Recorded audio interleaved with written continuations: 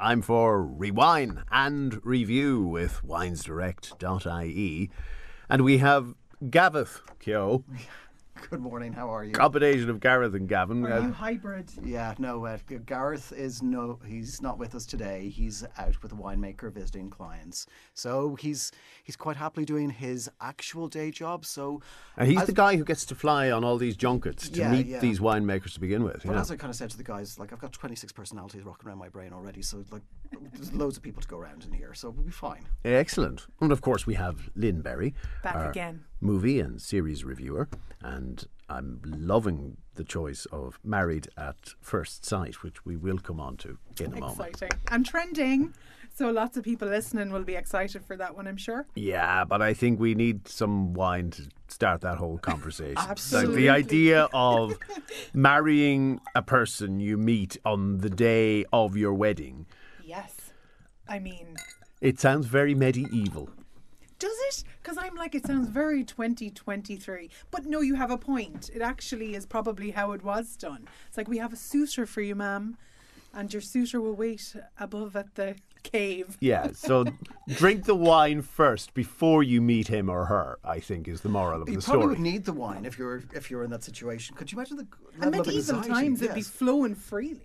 Well, true. Yeah, it's probably why they got away with it. Okay, well, what's going to give us our wine goggles today? So, actually, today we're going to focus on Portugal and specifically one of our vineyards, Crasto. So, Crasto it's been going on for a very long time. So, just to give you an idea, so the Douro Valley is very, very famous for port and for wine. So, that has been kind of a region for wine for about 2,000 years. Now, a lot of people would associate port, for example, with England and the United Kingdom. So, there was a Treaty of Windsor that was brought into action in 1386, which actually gave the English their first, holiday homes in Portugal. So there was a great kind of trading agreement there. So that's actually why there's such a tradition of holiday homes within Portugal and the Douro Valley, and that's kind of how that started. So Crasto itself, though, as a region or kind of as a property, it dates back to Roman times. So it's dating, it dates back actually. We can track it to about 1615, but the name itself means Roman fort. So that's where it kind of comes from. So it was originally a port wine producer, and the grandparents of the property decided to actually start looking around at the vines and saying, hey, what can we do here? And they started planting white and planting red by using indigenous grapes, by using grapes that have been found growing wildly on the land itself. Now, this all sounds quite technical, but the other side is it any good? So that's the proof is in the pudding. So the first one we're trying here is the Crasto White. And it's very fragrant. Yeah, it's very fragrant. It's a field blend of a couple of things. And that's what you find within Portugal and in Spain as well, but mainly in Portugal is that. Like the second wine that we'll try here, the red, I think there is 16 to 20 grapes within the wine itself, because it is a field blend of things that have spurted and kind of grown everywhere around. So the white itself, it's really... Is that potluck as to whether they marry well then? Well, you see, what actually happens in that sense. So, okay, the technical side. If, for example, you plant Sauvignon Blanc, you are planting a clone. So you are planting something that you have purchased and you are put into the ground and you are saying, I want clone versions of those, and that's what they are. Within somewhere like Portugal, where there is a field blend, there's various differentiations. You actually have the offshoot, so the son and daughter and then the grandchildren of one particular wine. So they're always related, but they're not the same. Really glad they didn't do that for Married at First Sight. Absolutely. Yeah, but like this just to me screams like there's so much history in this bottle. And even when you look then at the grape, because when you're talking about the entire place, I'm like, that's just so rich in history. And then the grapes themselves are ancestors of ancestors of ancestors. Absolutely. And it sounds magical. No, it is. Look, winemaking is itself, and referring back to your earlier kind of segment, winemaking is just glorified gardening or really, really expensive farming. That's what it is. And they have their challenges as well. So, a property like this, one of the greater things that it has is that it's about 600 metres above sea level. So flooding is an issue, but it also means that it's terraced, and it means that it's hand harvested, so it's a little bit more difficult, but it's also delicious. And likewise, the heat, particularly in Portugal, Spain, these extreme temperatures, absolutely don't just affect population inconvenience, all that kind of stuff. It will have an effect on the crop. It does. And look, you see that, we've seen that year on year, you see it every kind of coming up to springtime. If you look at videos of kind of vineyards in Burgundy where they're literally lighting fires within the vineyards to try and keep the frost away so that they don't lose produce. And look, it's happening every year, and we can see by the flooding in Ireland there is climate change, and this is an issue that's happening. But anyway, we get to drink some wine, we get to enjoy ourselves, and get to watch some good TV. Isn't that it? As I mentioned, very fragrant. Yes. What sort of flavours are in here? So for me, there's quite a lot of kind of, I would say, kind of stone fruits in there, really. Now, what I always kind of say when somebody's tasting is, tell me what it's not.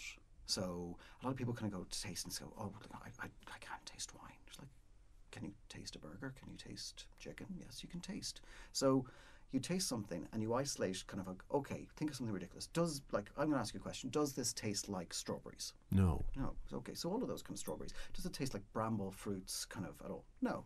No. It's not especially sweet at all. It has a peary kind of. Very good. And now, tell me, is the pear fresh or is it cooked? Oh, that's interesting, because I would say, yes, stewed almost. Yeah, so that shows a little bit more of a warmer climate. So, but I didn't tell you that. You found that out yourself. Yeah. So all of these things can be had. Now, I'm going to give you a little secret if you're ever going into wine tasting. And I really, there's lots of people who will go on about wine and kind of be very, very like, oh, I know everything about wine. And, I don't like those people because it's very, very boring. Wine's meant to loosen the tongue and get people to enjoy themselves. But if you say, when you're tasting wine, if you're the first one to say, oh, there's a little bit of citrus fruit on that, on a white wine, you're right. There's always going to be citrus fruit. Right. So if you're the first one to get remember that. Absolutely. Yes. You start and go, when you're pretending to be a connoisseur of all that Oh, no. Well, look, wine is meant to be enjoyed. And look, I'm not a connoisseur. I am somebody who's grown up in the wine industry, been educated in the wine industry, and I really enjoy it, and it's fun. You can tell. And that's kind of, you can good, tell. Good. I enjoy this. We all know I don't drink wine, but I enjoy this, and I actually enjoy the educational. Yeah, you get invested in the story. You really do. It is. And it's not just wine. And you keep saying, but why? You keep bringing it back to that. But I'm like, no, keep immersing me in the history of this stuff is really interesting. Oh no, look, it's a good fun topic. Yeah, and it is. Knowing all that history makes the hangover a little more manageable. Yeah, no, sometimes it was worth it. Yeah, sometimes paying homage to your ancestors. Yeah, exactly. Oh, look, it is good. But look, Thomas and Miguel here, who make the wine, they're called the Douro Boys. They're seen as kind of like some of the best innovators in winemaking and technology, and actually bringing the wine on itself. So, what I kind of really like about this white for me is that where it is and how hot the area is, it's still 12% in alcohol. That's because the wind, because of the height. But making white wine in this area, it can end up being very kind of flabby and a bit kind of, this is really fresh and it's very zippy and very easy to drink. And I will find out the price in a minute when I Google it on our own website, because Lord, I didn't actually get the price before we started. Keeping it real here on Radio 3, everybody. Yes, which proves it's live and gives us a very nice segue into Married at First Sight, which we shall discuss in just a moment. But here's a preview. Do you see us being intimate again? Do you think we have the same level of maturity? No. He told everyone intimate things about us. He grabbed me to tell me he could see cracks forming in your relationship. Assuming that people don't see the love that we have for each other. Shut up. Relax. Let it go. Oh. It's so nice that we feel comfortable around each other. She's got me, yeah. Yes, I'm falling in love with Tasha. When I actually get down to it, I don't know. Brad is using words like, I will allow you and let you. Absolutely. I feel like that's what I want to do. You don't need to allow her to do anything. She's your equal. I don't know you. I can't do this. I can't do this. This is too much. Oh boy, I really need another drink after that. Rewind and review with Wines Direct. Redefining the wine retail experience with our witty charm and lively personalities. winesdirect.ie. Enjoy alcohol responsibly. Rewind and review with winesdirect.ie brings us to the bold social experiment where people who are single are matched by experts and marry total strangers. You've heard some of the exchanges there a moment ago. Lynne, is this as painful as it sounds? Do you know what? It is car crash TV. There is no doubt about it, because when I started watching it initially, I was like, I'm not going to like this. I know I'm not. Even the premise of it is something that I would be like, absolutely not, with a gun to my head. However, it's just the most engrossing thing I've ever watched. You get so invested in this. It's like a melting pot of all these personalities. And do you know what I want to say, actually? I want to preface all of this by saying this is going on for this MAFS. It's in Australia, New Zealand, the UK, America. It's going on for years. There's like 18 seasons of it. And what I have found, I watched it all at this point, is that these experts get it right about 5% of. Now, in any other industry, would we call people who get something right 5% of the time experts? But are they really getting it wrong in the sense that their real brief is probably to put people together who will make good television? Oh, well, there you go. They're experts in that. They're certainly not expert matchmakers, but they are experts at putting people together who have the most interesting exchanges possible on television. Well, you know. I kind of think they're like just the clip there, you know, it was the control thing, you know, I won't allow you. Yeah. I would be so anti this show. It's just that I'm just not watching this. I just can't. It just makes my brain fall apart. I heard that as like, allowed? Allowed? You think that? And I thought that myself, and my husband's now really invested in it as well. But if you've any degree of interest in psychology, human behaviour, these sorts of things, it's the most interesting thing you can watch, because that guy was actually a spiritual guru. Now, we all know that this is a trend, you know, this narcissistic bravado is a big thing within spirituality, and particularly new age spirituality, and he fits the bill.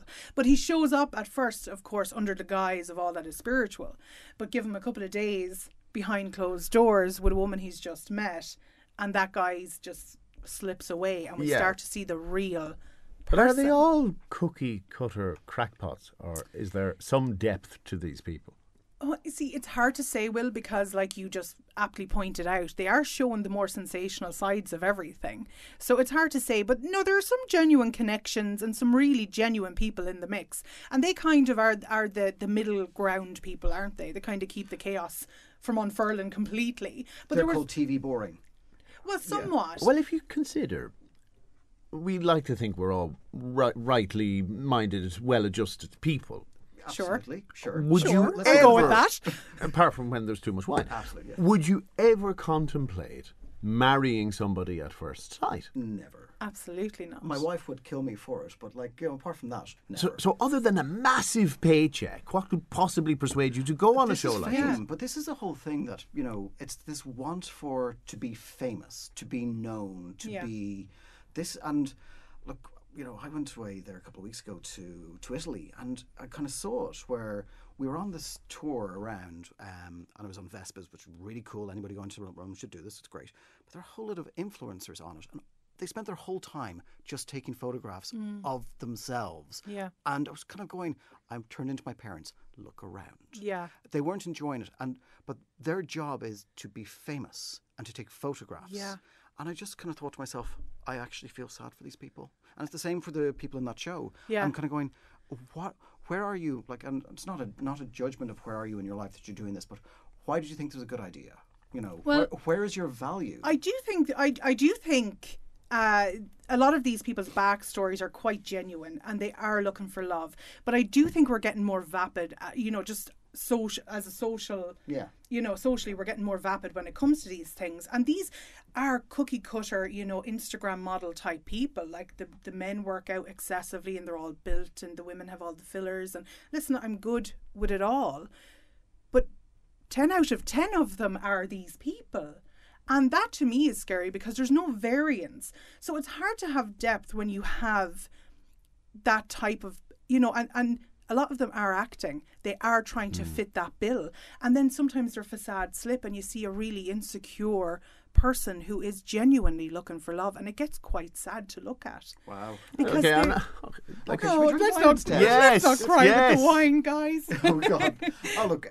So if you want to go, can we get a little bit happier? Actually, we're going to move on to the Crasto Red. So we just had a smell of this in the glass just as we started, and the first thing that I said to Lynne, was that this smells like Christmas. Christmas. And it looks like Christmas. And look, you know, Halloween has just happened, and I understand completely. But we all saw Mariah Carey been thawed out. It's officially Christmas season, as far as I'm concerned. Well, I've had a text from Tina in Athlone who couldn't get over the number of shops in town yesterday playing Christmas music, and as far as she's concerned, too early. That I disagree with, because, you know, my birthday's in November, so the day after my birthday in November, that's officially Christmas, and Christmas music can start. And everybody knows that. Absolutely. It's a rule. It's been written down in law for many, many years.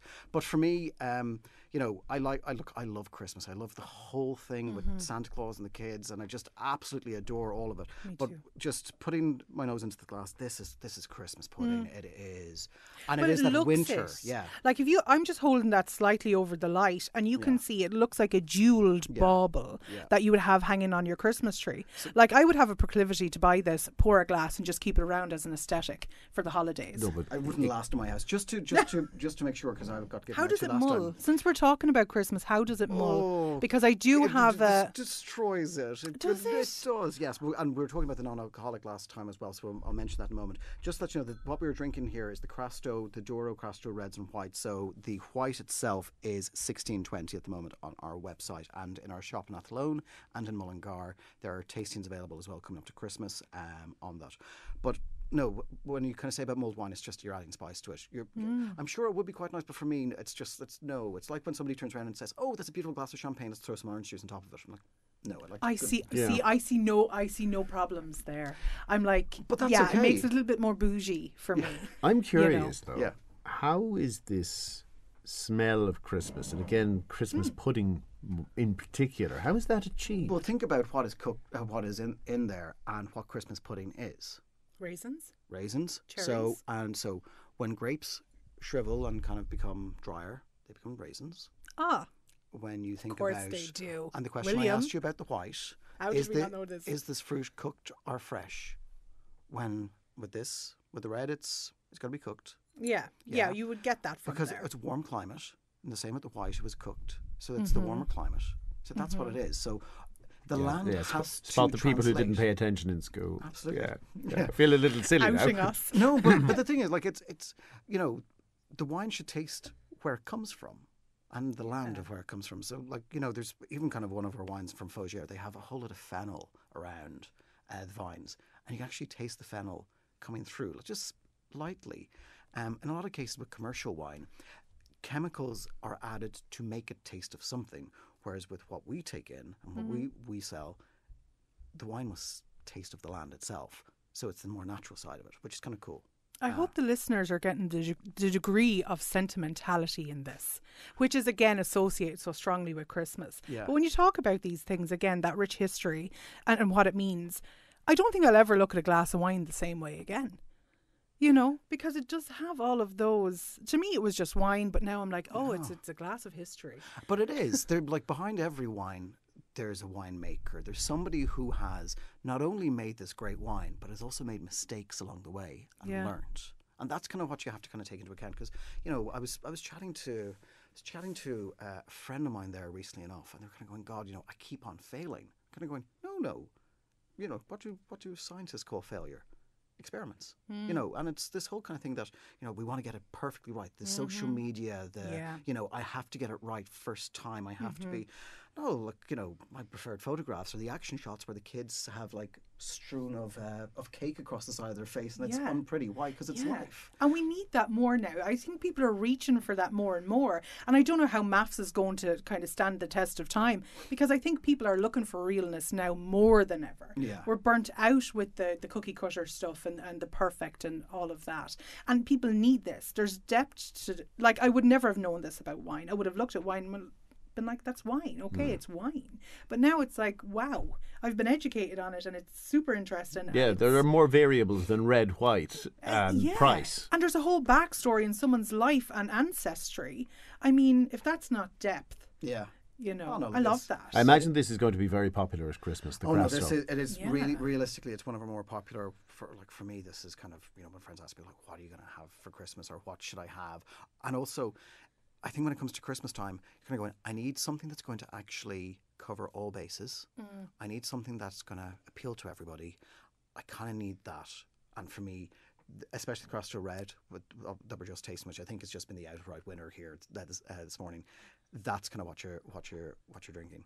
Now, the other side as well is what I want to mention is Christmas. So it is that gifting season. So obviously, I think it's been put up on the socials here for Midlands 103. We have our corporate list that's there and gifts available. We can send them to friends far and wide or to yourself. Nice. Which is always good. So I think we have to look at a little bit of self-care here, where actually a present to me, and what better than something from ourselves. Yeah. Tastings are available in both stores in Mullingar and in Athlone over the next couple of weeks as well. Excellent. Guys, thank you very much. Pleasure to have you on the show. Pleasure as always. Always good to see you. Our prize today, €100 in home heating vouchers with thanks to CERTA. And if you go online and search for CERTA Ireland, make sure you use the code WARM10 as they deliver 6 days a week across counties Laois, Offaly and Westmeath. Phil in Athlone is our CERTA winner today. Congratulations, Phil, and you have a comment on the River Shannon, as many people did.